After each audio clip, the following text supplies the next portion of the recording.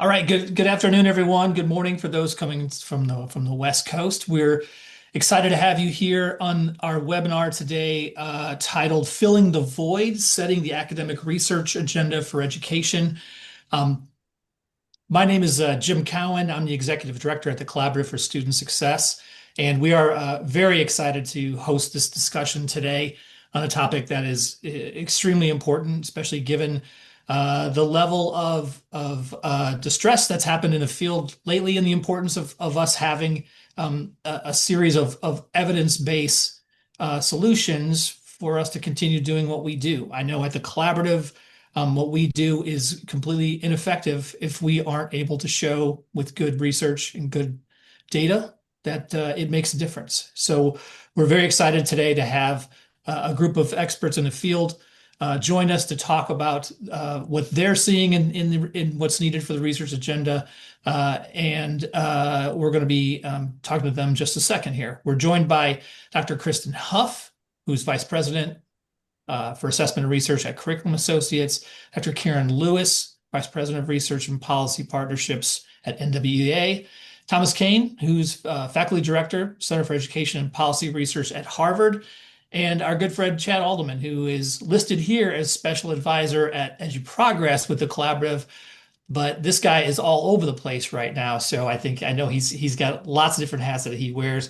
Chad, I'm going to hand it to you. You're going to moderate us. I'll just say that please note what Josh put in the chat here, that this is being recorded. And if you have questions, please do use that chat function. If we can't get to everything during our conversation today, we're going to try to get back to everyone in some form or fashion after we're done here. So with that, Chad, I'm going to hand it to you. I know we've got a lot to talk about.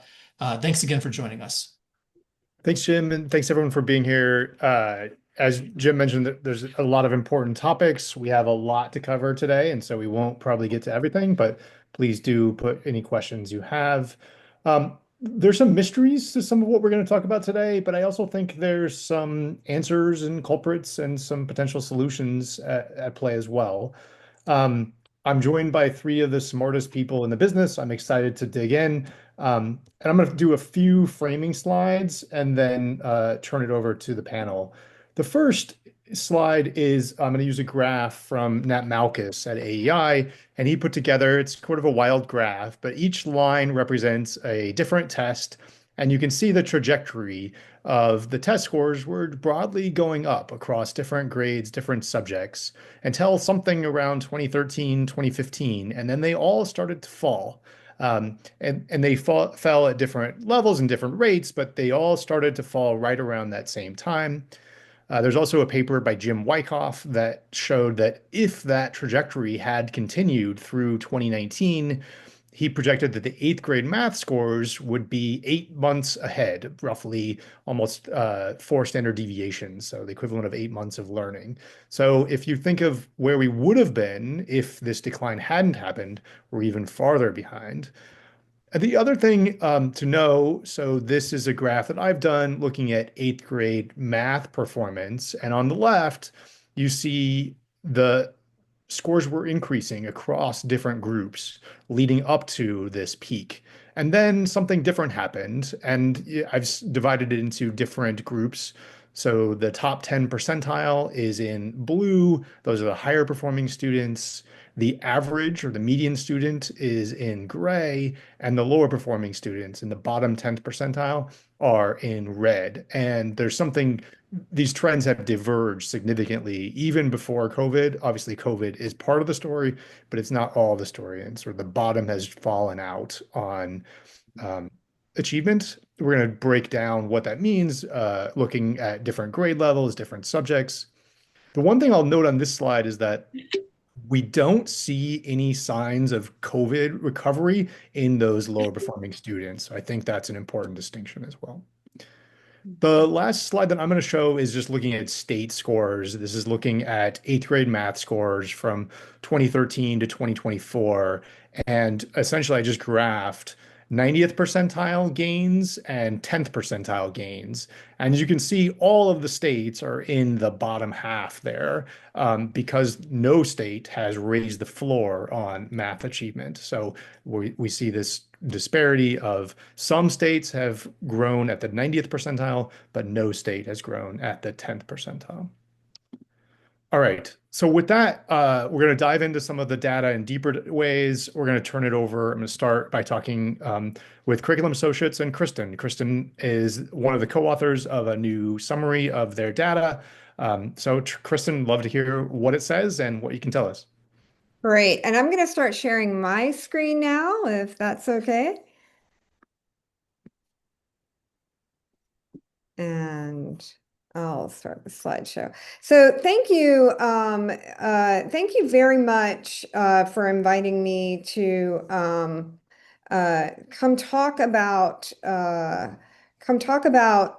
these data and what we have learned from looking at our data the last few years.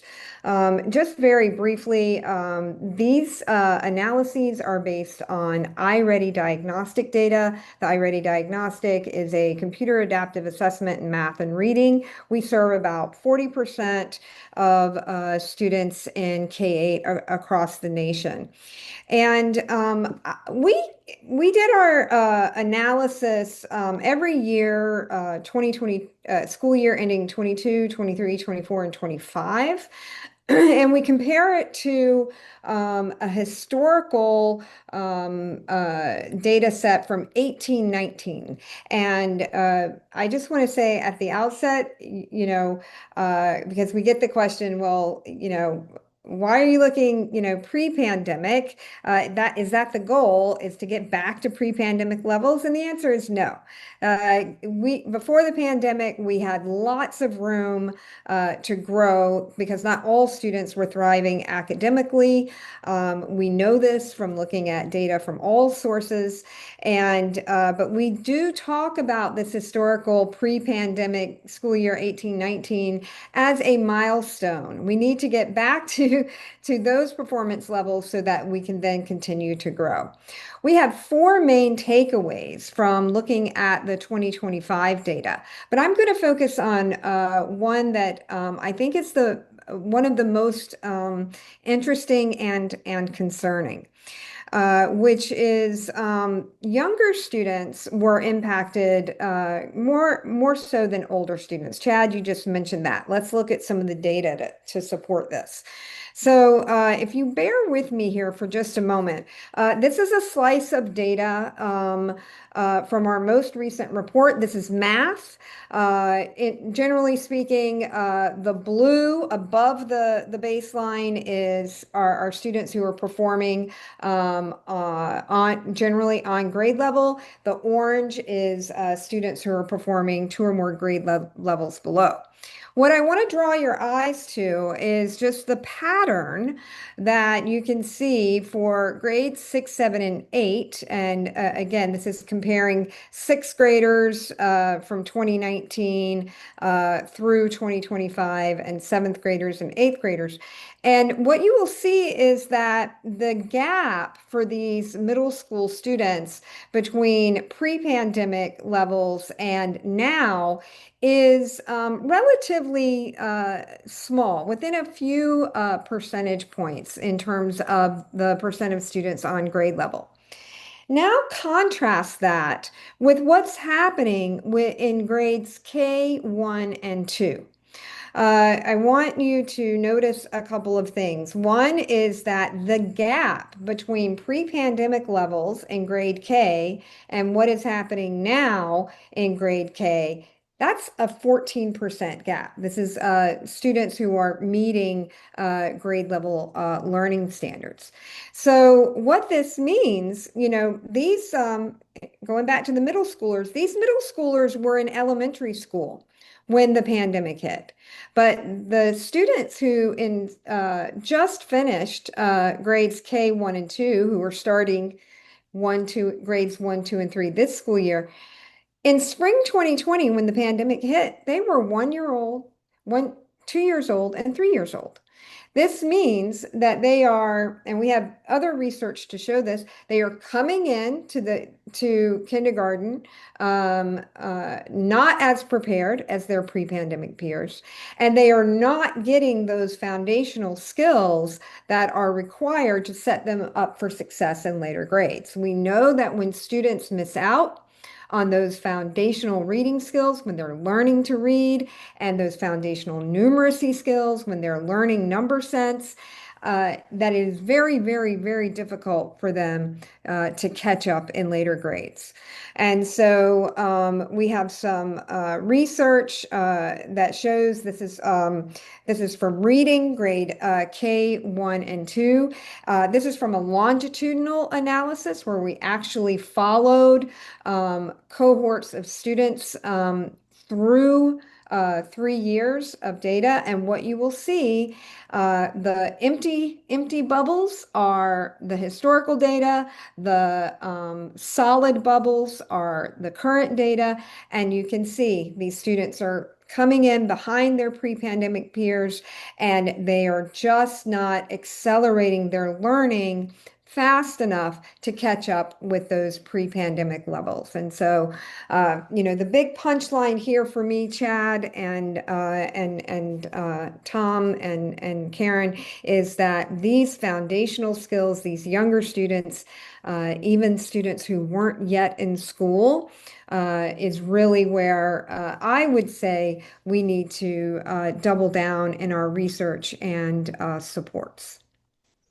Thanks, Kristen. There's going to be a lot of breadcrumbs that we're going to throw out throughout this. So I appreciate all that. I think it's also really interesting, the emphasis on the younger students coming in, and it has something to do about something about other things rather than just the school, but also the school experience as well. And so we need to, I think it's helpful to try to unpack those different things.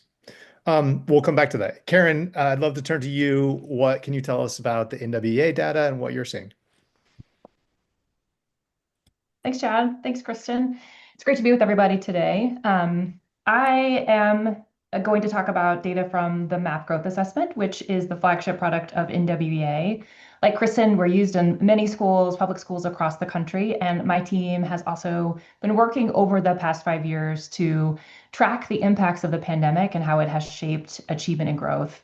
And so today, instead of talking about a single study, I thought I would love to offer 3 observations that have really stood out to me from this work. The first is that achievement and growth are lower and more variable now, consistent with what Chad has already foreshadowed. The second, if we look more specifically at signs of recovery, math is the bright spot, and we are seeing signs of recovery there, and not for just the typical student, but for historically underserved groups as well. Finally, what I feel we need to be talking about the most is that recovery in reading has largely stalled. And so I'll talk about each of these key insights in turn. Let's start with this image, which is a figure that's meant to give just a general summary of where we are 5 years post-COVID. Think of the black curve as showing achievement before the pandemic and the blue curve after. What I want you to take away from this is that the distribution has shifted down, but it also widened. In other words, we don't just see lower achievement, we also see this stretching of the distance between students. Students who were already lower achieving have lost the most, while high achievers were more stable throughout the pandemic. And this trend shows up both when we look at the achievement distribution, but also in the growth distribution. So low achievement got lower, low growth also got lower, which is serving to continue to keep that disparity widened between those groups. This is the big picture, but I want to get a little more specific now and talk about recovery in math and reading separately, given the recovery story there looks very different. Let's start with math, which I've already foreshadowed is the bright spot that we see in our data, and I think this is consistent with other data sources as well. This graph is capturing lines representing grade levels, and we're looking cross-sectionally over time. The numbers here show the differences in average scores compared to 2019, that most recent pre-pandemic baseline. Negative values are indicating students are still below that pre-pandemic level in 2019. Note too, here we have some positive values in 2017 and 2018. So that's evidence of the trend that Chad has already pointed to, in that there were modest achievement declines that predate COVID. But it's clear here looking between 2019 and 2021 that COVID really, put some accelerant on those declines and they become much sharper in that time period. What I want to call your attention to here is this steady incremental increases across grades after about 2021. Here I've broken it out by high and low poverty schools. And what I want you to notice is that we're seeing rebounding in both groups. And we see the same pattern for other historically underserved students, including Black and Hispanic students. So I think this is worth celebrating that the recovery we're seeing in math isn't limited to some, it's showing up broadly, and that's an encouraging sign. Math is climbing back, albeit modestly and slowly, but for more students. Reading is a different story. Here I'm showing you another graph of MAP growth test scores across grades, cross-sectionally over time. Here too, you see that slow pre-COVID decline in 2017 and 2018 relative to the 2019 baseline, but that was starkly exacerbated after 2020. Looking here from spring 2021 on, note that across grade levels, those scores have mostly flatlined since the low point of 2021. There's one bright spot in this graph I'll draw your eye to, and that is 8th grade. Scores had kept slipping in 8th grade through last year, the spring of 2024, but spring of 2025 is the first time we see an uptick there. It's modest, but let's be honest, we're grasping for bright spots in this moment, so we will celebrate them where we see them. The bigger picture we're seeing in reading is one of stalled recovery, and that is consistent across other data sources as well. Not just interim assessments like MAP growth, but also in the NAEP scores and also state test scores. And this figure is a map that we have put together summarizing state proficiency rates from spring of 2024 relative to pre-pandemic trends for the states with stable cut scores across that time period. Now, I don't have to tell this audience that state test scores are always tricky to compare because states use different standards, they have different scales. This is a very blunt analysis just to help us make some meaning across different data sources. So what we're doing here is looking at the percentage of students reaching proficiency relative to pre-pandemic trends. And we use color coding to indicate progress towards recovery. What I want you to notice is on the left in math, here we're seeing more states are showing evidence of that progress. So there's more green in this math relative to reading on the right, where the evidence of recovery is weaker and less consistent, a lot more yellow and red in that map. So the sum I want you to take away from this is that the signal we're seeing on state tests mirrors what we see in the map growth data and NAEP results. And that is math is moving slowly, but it's moving, while reading is really standing still. So this feels like a moment of reflection 5 years after the onset of COVID. And when I think about what to take away from this body of work, for me, achievement was already slipping before COVID, and we can all clearly agree that the pandemic accelerated that decline while also widening the gaps. And I think I, as a researcher, like most researchers, are naturally compelled by that why question. We want to know which specific factor caused achievement to decline so that we can manipulate it, right? But I am increasingly dissatisfied with that way of thinking because I don't think that retrospective search is really the best use of our very limited research capacity in this moment. We are in a very different context than we were 10 or even 5 years ago. So for me, the task ahead is not to reconstruct the past and figure out necessarily the specific components that went wrong. But I think in this moment, I'm more interested in figuring out the levers that work in our current reality to understand what accelerates recovery, what sustains it, and what ensures those gaps are narrowing rather than continuing to widen. Thanks, Karen. Lots to dig in there. Particularly interested in the math versus reading, some of the bright spots, and your last points about there's some value in looking backwards, but also we need to look forward as well. Tom Kane is going to talk to us about his work on the Education Recovery Scorecard and hopefully give us some more bright spots and keep pushing us forward. So Tom, let's turn it over to you. Great. Thanks, Chad. So first, I just want to start with a graph highlighting the fact that we've not always been in decline. Chad, you had some, one of the first graphs you showed this, but between 1990 and 2015, it's not just that we saw improvements. but we saw large improvements. In fourth grade math, we saw like a 28-point gain, so which would be a 2.7 grade equivalent improvement through 2015, followed by a decline. And that, at least in fourth grade math, accelerated during the pandemic.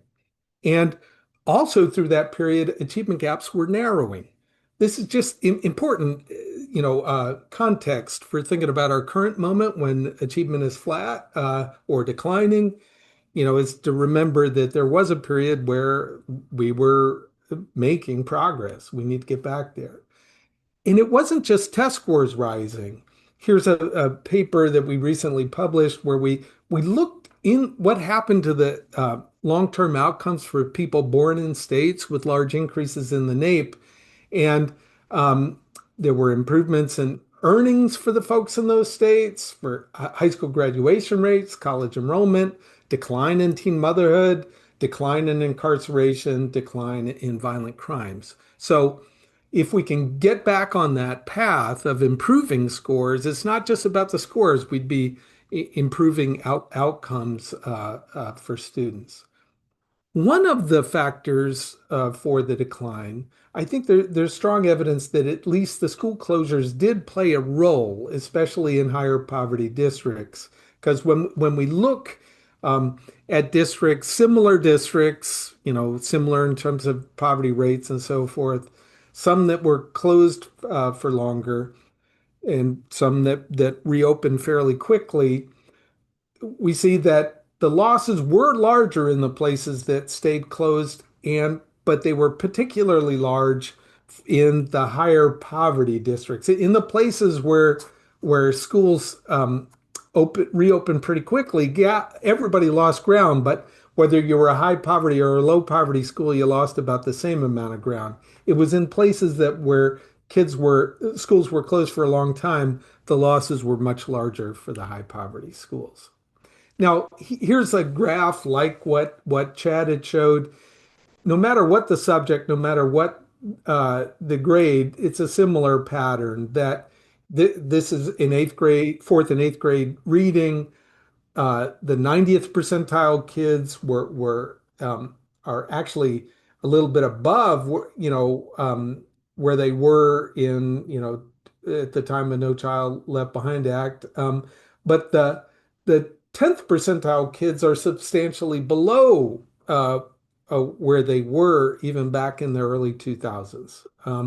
That's in reading. In math, similar sort of story that the 90th percentile is in pretty good shape. It's the 10th percentile kids that have lost ground. And in fact, in some of these graphs, it would be hard to even pick out the pandemic, that the rate of decline was a little bit like it was more clear in reading.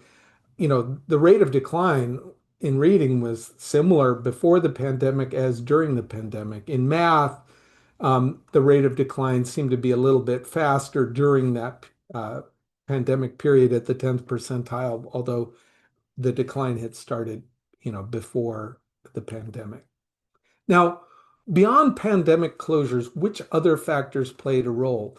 A lot of folks have speculated about the reduced accountability pressure after transition to ESSA.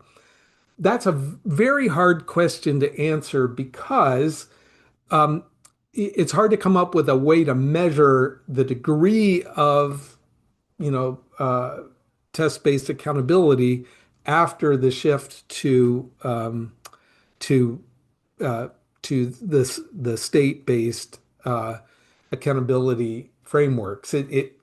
We could, before No Child Left Behind, say, okay, did the states that implemented consequential accountability see faster gains? The answer is yes. But it's been harder to say, okay, in post No Child Left Behind, during ESSA, which are the states that loosened more? Well, it's hard to know. How are you going to measure the degree to which states began de-emphasizing test scores? So we don't have a lot of good evidence on one, but I'm going to show you that there's evidence that actually I'm pretty sure reduced accountability is not all. A second possible explanation is rising absenteeism, and we certainly saw an increase in absenteeism. So the share of students chronically absent basically doubled during the pandemic and has come down a bit since then. The increases were larger in higher poverty districts. That could potentially explain the widening.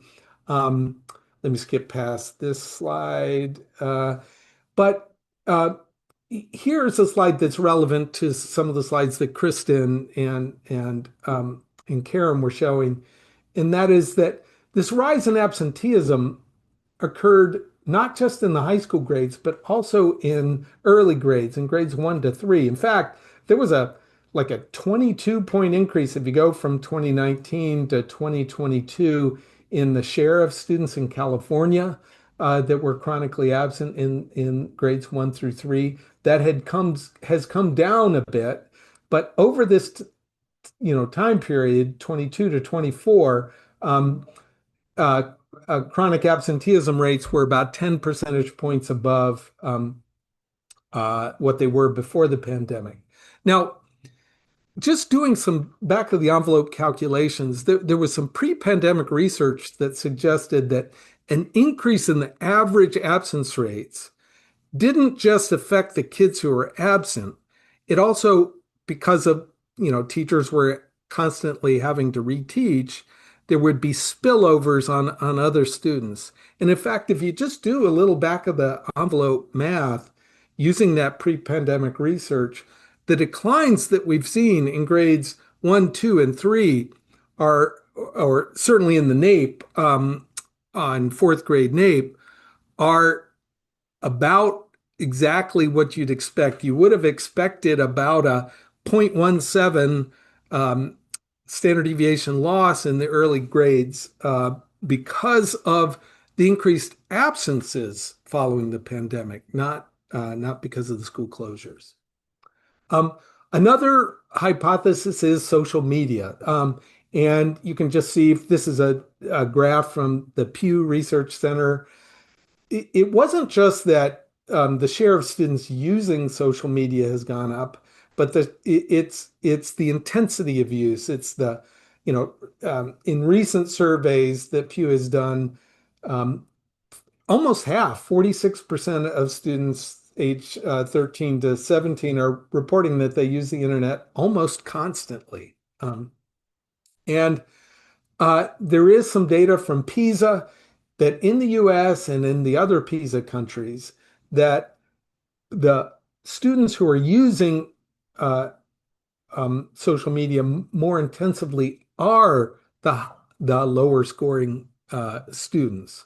So I'm not claiming this is a causal story, but I'm just saying if there has been an increase in social media use, you would expect it to have larger impacts on the lower achieving students because that's where the most intensive social media use is happening.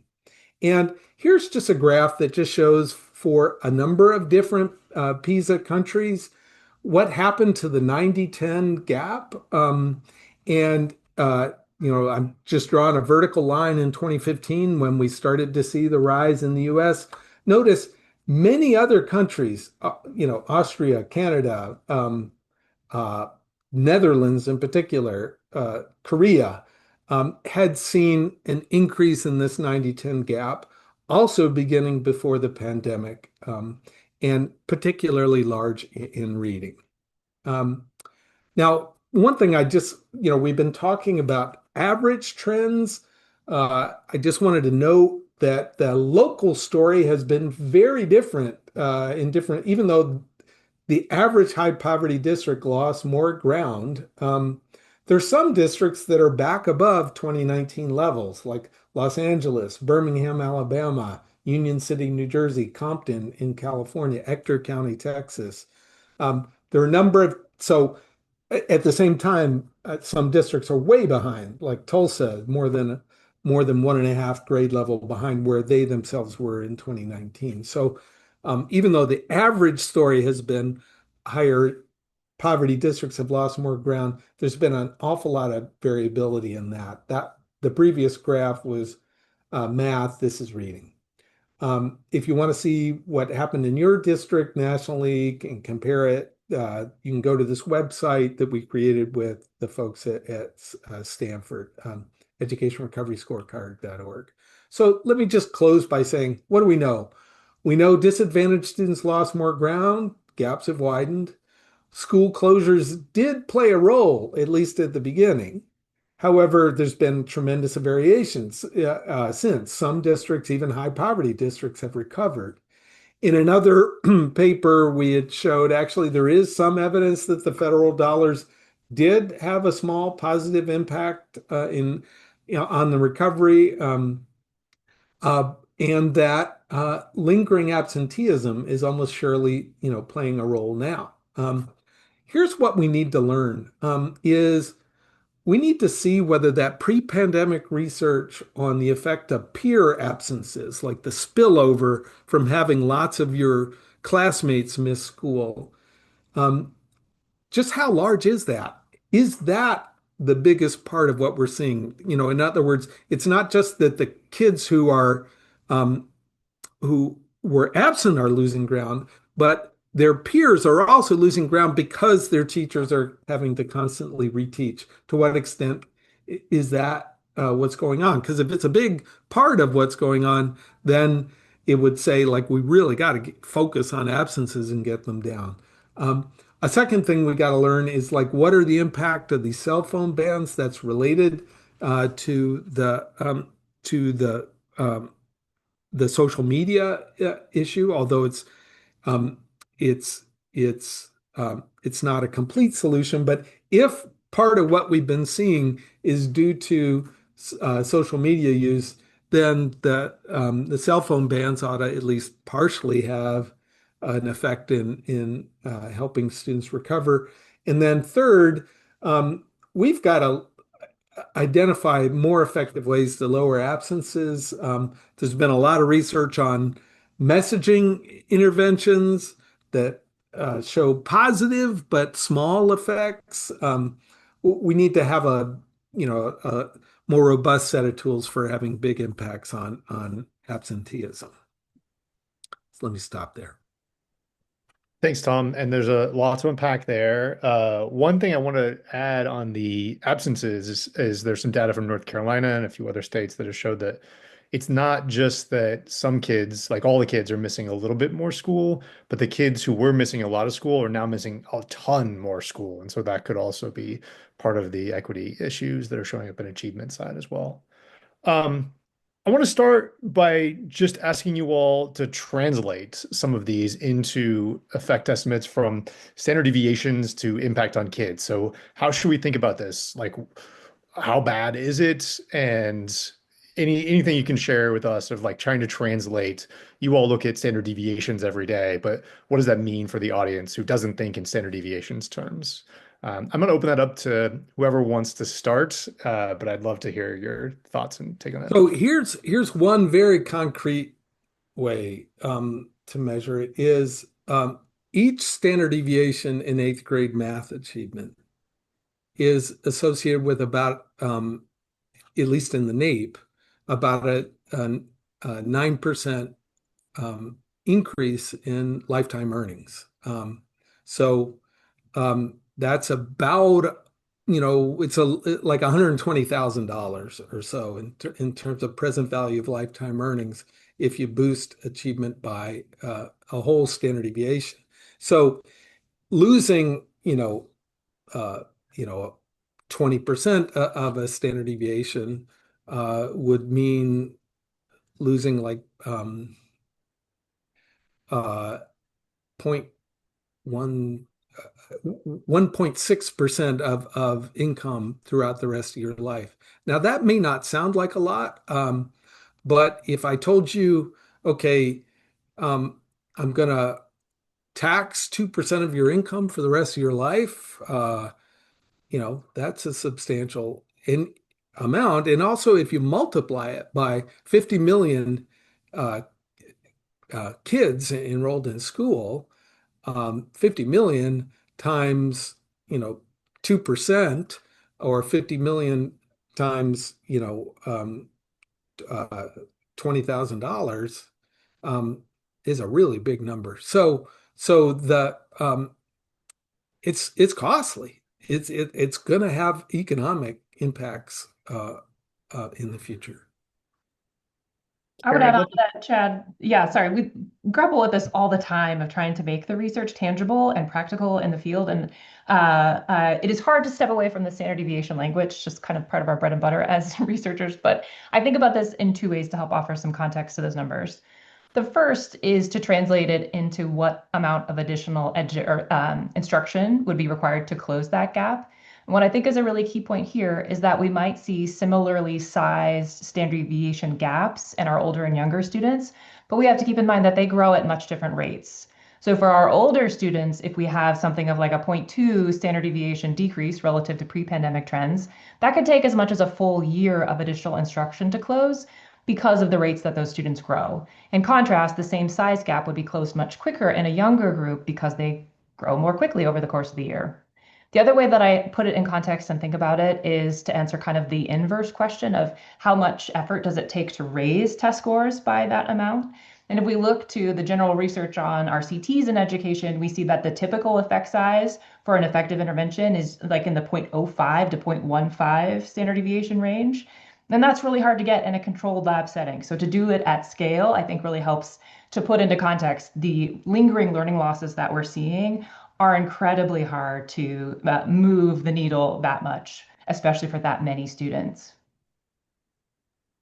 Yeah, so I want to remind everyone the slides and the recording will be available afterwards. We're going to keep taking questions though. Please put your questions in the Q&A. We're going to keep going through those as much as we can. Before we get to those, I want to talk a little bit about this. Like, are we just at a permanently new plateau? How do we think about um, whether kids are making progress within the school year? And maybe we'll start with Kristen of let's drill down on this question about early grades and whether kids are coming to school already behind where their peers would have been 5 or 10 years ago.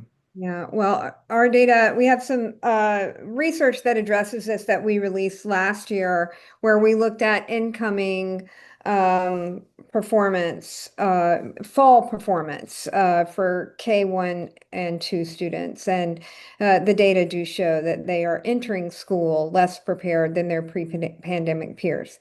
I think it is, I think it, I don't know. Do I think it's an interesting question? Are we at a new normal? Are we at a new place? Maybe. I hope not, but maybe. And but it doesn't change the work. We know. Uh, Let me back up just a little bit. It Everything that I was looking at, and I think Karen and Tom as well, these are averages. These are trends across many, many, many thousands of data points. There are schools and districts and teachers out there bucking this trend. And when we go and we talk to these folks, we learn from them. What are they doing? What are they doing differently? And what we find out is that regardless of the social economic status of the community, when teachers and principals and districts are focused on the right strategies, the targeted strategies. They have the supports. They have access to high quality instructional materials. They have the professional learning communities to support high fidelity implementation. They have good data to help drive their instruction, their support. They're connected to the communities and families. This is all not new. This is good schooling. And when good schooling is in place, we see schools and districts buck this trend.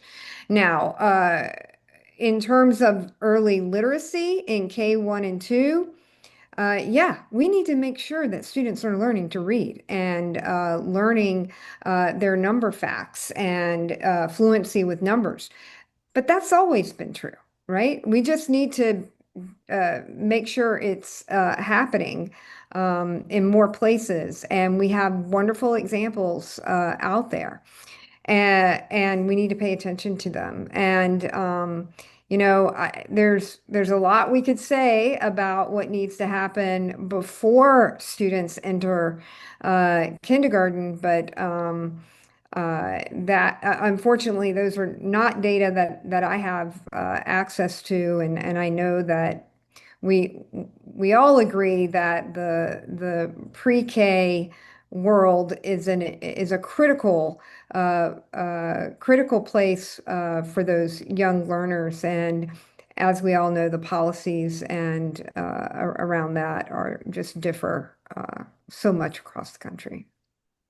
So, so regardless of what's continuing the loss and achievement, I think I'm confident in saying that we're not going to recover without dealing with the absenteeism problem.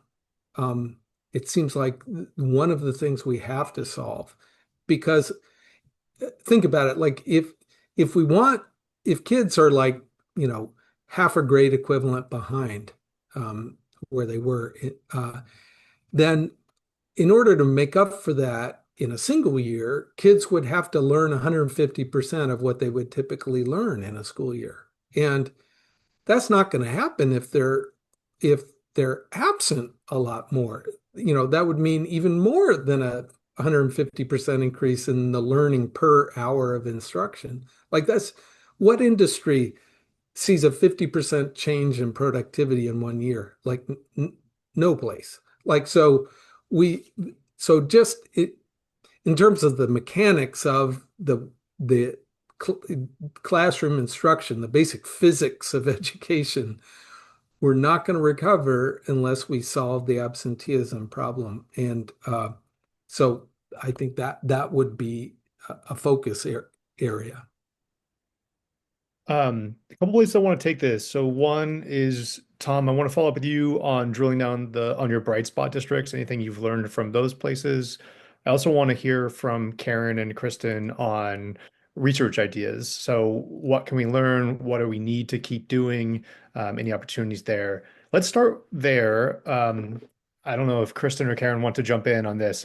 So what do either your organization, what are you planning to dig into, or what would you like to see in the world for future research on getting behind, starting to develop some pathways and strategies for these? I think one place we're focusing now is this question of wider variability to track it. Is this how much are teachers experiencing this at the classroom level, or is this a between school kind of phenomenon? I think the implications here are critical, that if this is a within classroom phenomenon, then a teacher that was already required to differentiate to a very wide range of skills prior to the pandemic, that has been exponentially widened in a way that I think we might be pushing beyond the capacity of any one individual to be able to meet that range of needs.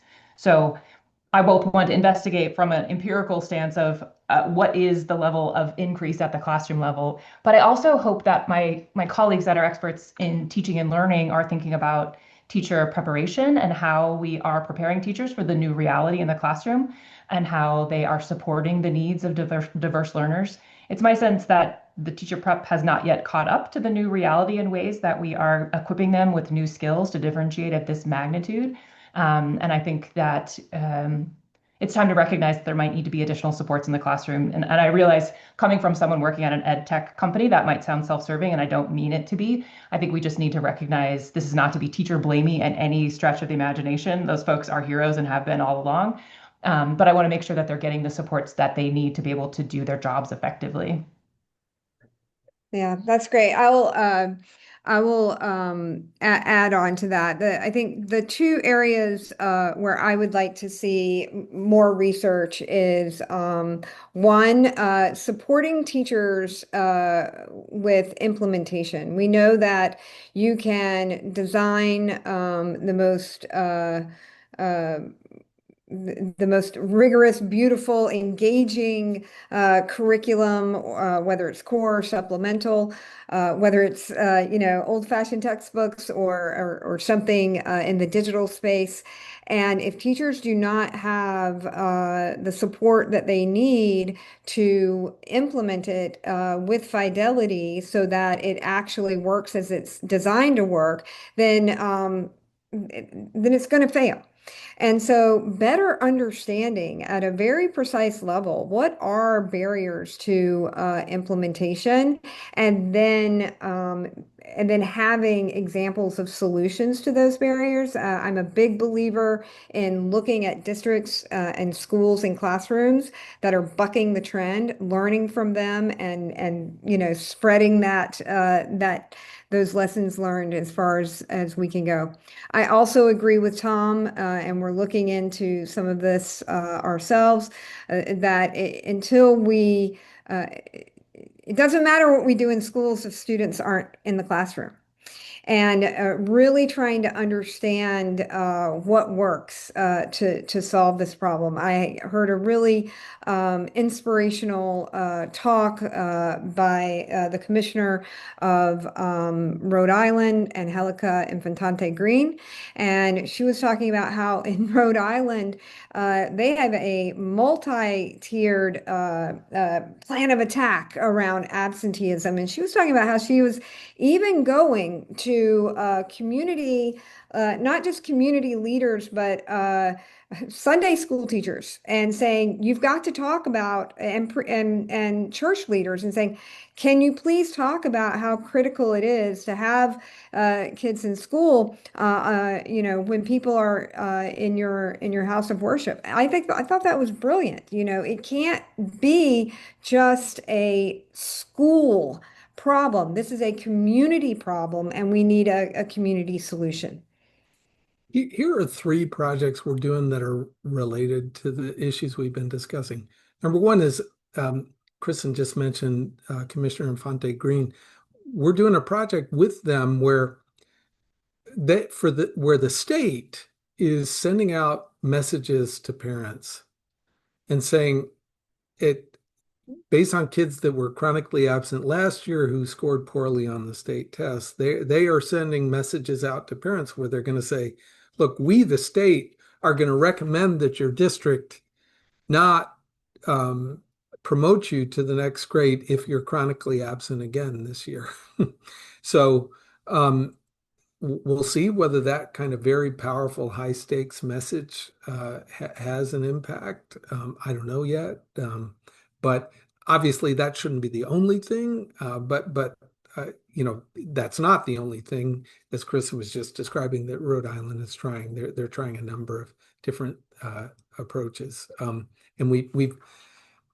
I wish more states were being as aggressive as Rhode Island. Another state that's doing a lot on this is Indiana, and Connecticut too. A second project we're doing is we're really focused on trying to measure the impacts of these cell phone bans, and just super high importance, just given the international evidence. When I look at that graph and I say, wow, it is really hard to tell a story about how the Every Student Succeeds Act caused a decline in widening gaps in achievement in the Netherlands, in many other European countries where the timing happened about the same time, which just tells me actually makes me think there may be a lot to this, more to this social media story than we realize. And then a third thing that's related to implementation that Kristen described, one of the biggest challenges in learning about the impact of improving implementation is just the difficulty of measuring implementation. So far, there really been only two ways to do it. A teacher survey, where you ask teachers, hey, are you using the textbook? Or, hey, are you using this new instructional technique we've provided you with training on? Not surprisingly, teachers we'll figure out that the right answer is yes and yes, even if and that that may not even be consciously misleading. People may think they're doing the thing that they're being trained to do, even if they're not. Or classroom observations, which we all know is expensive to send an adult through the back of the classroom. We're trying to launch a study. We're still just in the planning stages now, but where we would be using audio to from the classroom to judge the degree to which the lessons that are being taught, the text of the lessons being taught, overlap or not with the text, the curriculum that the district is using. If that, it's sort of like the Met project, but it's met with audio which is just much cheaper, much easier to protect student privacy. Um, uh, so I'm hopeful that the end product from that project, which is still in planning stages, would be a lower cost, more reliable way to know whether to measure implementation, like to say, are people actually doing the thing that we're hoping they do? Not as a way to like spy on teachers, but as a way to just judge, okay, is our training doing what we're hoping it will do? Like, is our, and just to have some sense, because right now school districts don't necessarily have a sense of whether the supports they're providing are actually effective in supporting implementation. Yeah, a couple things I want to chime in here. One is AEI did a panel recently on different research that they commissioned on absenteeism across the country. And it was mostly descriptive, not the sort of causal things that you're talking about, Tom. Um, but one takeaway I had from it, I already made one point about how it's not linear. It's not just that the virus affected everyone, so everyone's missing a little bit more. It is a large increase at the back end. The other thing, there was a paper by Seth Gershenson basically showing that the impacts of attendance are relative. 10 days, they're roughly in proportion to that. So it is about getting all kids to Yes. come to school when they can and being safe about it. But yeah, encouraging a culture Yeah, a of, day is a day. Like, yeah, it's not that, oh, something magical once you miss 10% of the school year, it really kicks in. Each day of attendance you can encourage, you get more. But the thing I was trying to say before, Chad, is so it's not just about the kids who are absent, it's about their peers. Because when I come back to school and I'm confused and I ask lots of questions, it slows the whole class down. And I think those effects, the pre-pandemic, there was several pre-pandemic researcher papers on this that had like gigantic effects, almost implausibly large. But if they were right, they would have predicted exactly the magnitude of loss that we're seeing so far. yeah, there's comments in the chat asking, well, one, Karen's already commented on the effect of teachers, and that could be also hard on teachers if they're dealing with kids coming in and out of the classroom. Um, Someone in the chat asked about behavioral issues, could also be an issue if they're coming back and they're disengaged while they're in the classroom, could be a problem.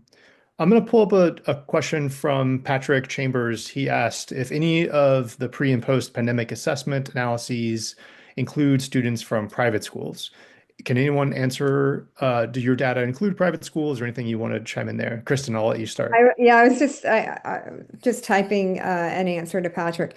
We do serve private schools and they are not removed from the data, but we really don't disaggregate by that. And but the overwhelming majority of schools in our sample are public schools.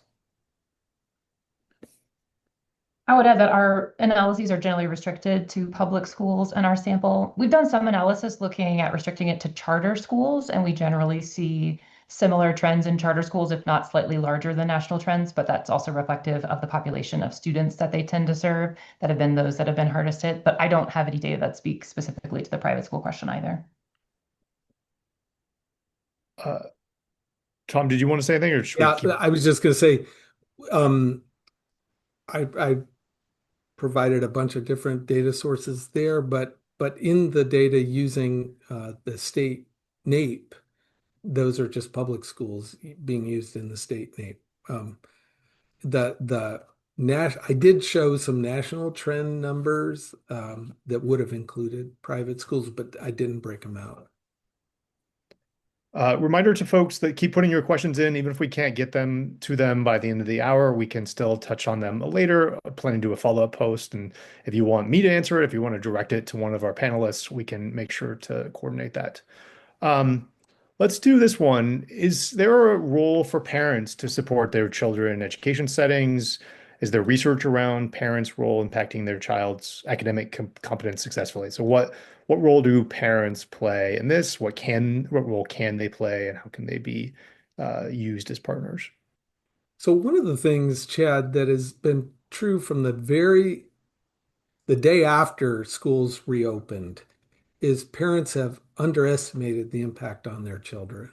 That a large share of parents report either that their kid didn't lose any ground or that, yeah, they lost some ground, but they've recovered. And you know, that could be having a big effect on the problems that we're continuing to see. Because if I think my kid is fine, I won't be as concerned as I should be about absences. Like I may not, if I think my kid is fine, I may be less likely to sign up for summer learning than I should be. Or I may be less likely to ask for like a tutor than I should ask. And when you think about it, it's very, very hard for parents to see that by themselves. Like, you know, you know, unless I had say I'm a parent of an eighth grader and I had an eighth grader who was in school in the spring of 2020, like I might look over their shoulder on the syllabus and say, hey, wait a minute, they're not as far ahead as their older sibling was at this point in the year. What parent has access to that kind of information? Instead, they're being shown grades, and grades have not fallen. So p parents are being misinformed, and we all know like why that might be happening. There's just it's it's not in any no teacher or school is eager to tell a parent that their child is below grade level. So um so So this is something where policy might help. Like if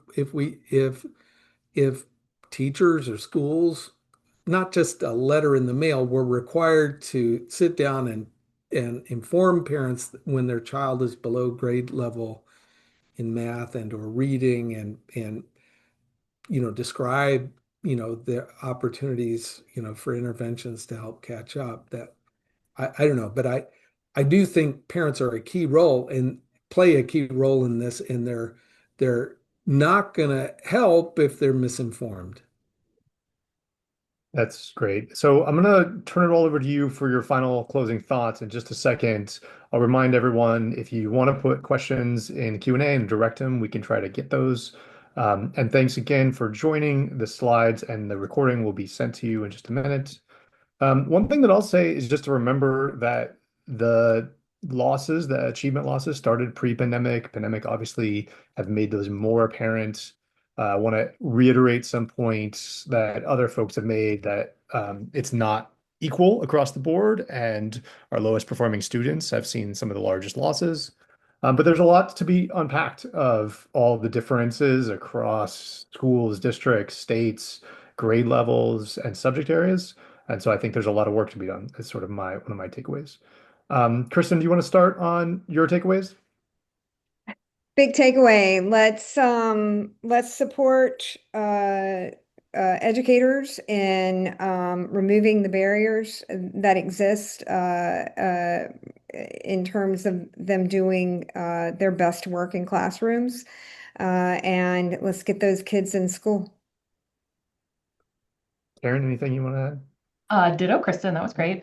I would double down on a point I made earlier, in that it's time to be realistic about the current context that we're in and confront this reality. I borrow a term from medical practitioners of harm reduction is really critical, and I think in this moment, things like social media usage, it's not going away. AI, Gen AI, it's not going away. So how can we help families, students, and schools live in this current context and reduce the harm of new influences that might be pulling down achievement, while recognizing that some of those factors are here to stay and ones that we can't live with? Sure, we can ban cell phones, but that isn't going to stop social media bullying after school and other hours. So how can we be in 2025 and figure out how to help kids thrive in today, as opposed to going back to 2009, figure out what went wrong there and trying to ameliorate it? I would just say, like, I think the biggest hope for us in the next few years has to be state leadership. Um, and, Kristen mentioned Angelica Infante Green and Katie Jenner in Indiana working on absenteeism. But there have been a bunch of different states that have tried early literacy. We know, based on the data that Karen and Kristen shared, that not all of those efforts worked.